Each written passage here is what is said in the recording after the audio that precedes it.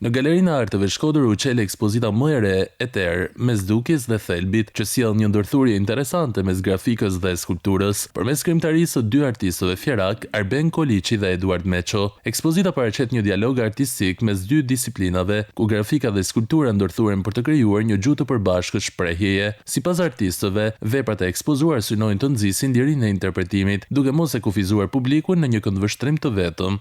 Unë eksploroj artin e grafikës së shtypur kryesisht, por edhe pikturën e krijuar nëpërmjet klishes së ksilografisë. Pra, skulpturoj në thonjza gdhënë dhe drurin edhe e pikturoj në vaj atë.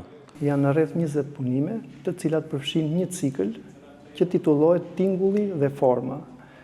Janë vëllime skulpturale të cilat e marrin inspirimin nga veglat muzikore edhe nga folku kryesisht. Drejtori i galerisë Fatmir Juka u ndal te dinamika që sjell kjo ndërthurje artesh, duke theksuar se bashkimi i grafikës me skulpturën krijon një dimension të ri përvojash vizuale për publikun. Autorët e kanë quajtur Eter, por ka një qasje shumë konkrete.